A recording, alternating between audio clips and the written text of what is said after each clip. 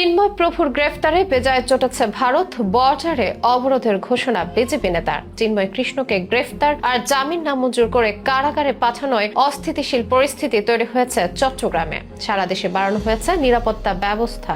উত্তেজনা শুধু দেশের অভ্যন্তরেই নয়, ছড়িয়ে গেছে বর্ডারের ওপারে ভারতও। ইতিমধ্যে চিন্ময় গ্রেফতার ইস্যুতে গভীর উদ্বেগ প্রকাশ করেছে ভারত সরকার। ক্ষমতাসীন বিজেপির নেতারা যেন তার থেকেও এক কাঠি সরস।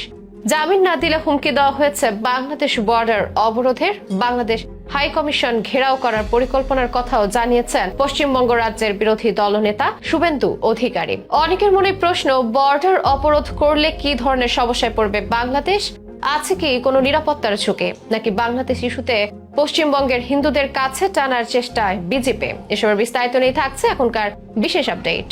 ইসকনের সন্ন্যাসী চিন্ময় প্রভুর গ্রেফতারে ব্যাপক প্রতিবাদ শুরু হয় দেশের বিভিন্ন প্রান্তে। দাবি ওঠে তাকে দ্রুত মুক্তি দেওয়ার বিষয়ে। আওয়ামী লীগ সরকার পরবর্তী সময়ে বাংলাদেশি হিন্দুদের মধ্যে কিছুটা হলেও আতঙ্ক বেড়েছিল। সেই আতঙ্ক কাটাতেই দেশব্যাপী সভা সমাবেশ করে আসছিল সনাতন সম্প্রদায়ের লোকেজনেরা। আর যার নেতৃত্বে ছিলেন চিন্ময় প্রভু, এমন সময় তাকে গ্রেফতার করায় বেজায় চটেছে ভারত। গ্রেফতারের পরপরই জানিয়েছে গভীর উদ্বেগ। ক্ষমতাসীন বিজেপির নেতৃবৃন্দ যেন আরো কয়েক কাঠি সরেস। বক্তৃতা দিয়েছেন কড়া ভাষায়, দিয়েছেন বর্ডার অবরোধের হুমকি। এছাড়াও আলোচনায় আছে বাংলাদেশি হাই কমিশন ঘেরাওয়ের। চিন্ময় প্রভুকে দ্রুত মুক্তির দাবি তুলে ইউনূস সরকারকে কড়া ভাষায় হুঁশিয়ারি দিয়েছেন পশ্চিমবঙ্গ রাজ্যের বিরোধী দলনেতা শুভেন্দু অধিকারী। সীমান্ত বাণিজ্য বন্ধের কথা বলেছেন তিনি। সংবাদ মাধ্যমের মুখোমুখি হয়ে বাংলাদেশের অন্তর্বর্তী সরকারের বিরুদ্ধে রীতিমতো ক্ষোভ উগরে দেন শুভেন্দু। চিন্ময় প্রভুর সংখ্যালঘুদের নিরাপত্তার স্বার্থে লড়াই করেছেন বলে সাফাই গিয়েছেন তিনি। তাকে দ্রুত ছেড়ে না দিলে আমরা সব পরিষেবা বন্ধ করে দেওয়ার হুমকি দেন তিনি। ঘেরাও করা হতে পারে ভারতে অবস্থিত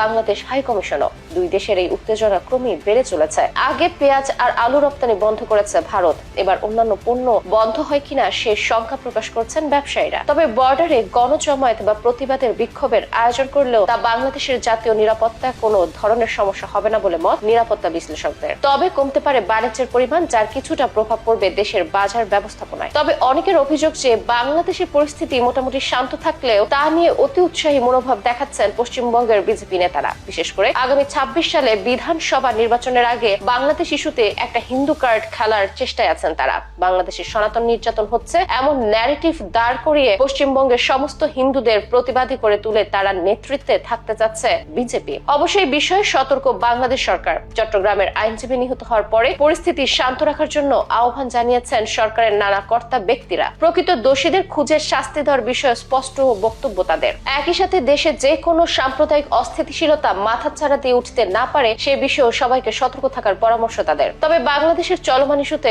অনেকটা অতি উৎসাহী হয়ে ভারতের বিজেপি সেদেশে একটা কট্টর হিন্দুত্ববাদী সেন্টিমেন্ট তৈরি করার চেষ্টায় আছে, যেটা বাড়তে পারে তাদের ভোট আর এতে ব্যবহৃত হতে পারেন বাংলাদেশের সনাতনীরা। তাই সবাইকে সতর্ক থাকার পরামর্শ বাংলাদেশ সরকারের। একই সাথে সনাতনীদের পাশে দাঁড়িয়ে তাদের নিরাপত্তা নিশ্চিত করার আহ্বান তাদের।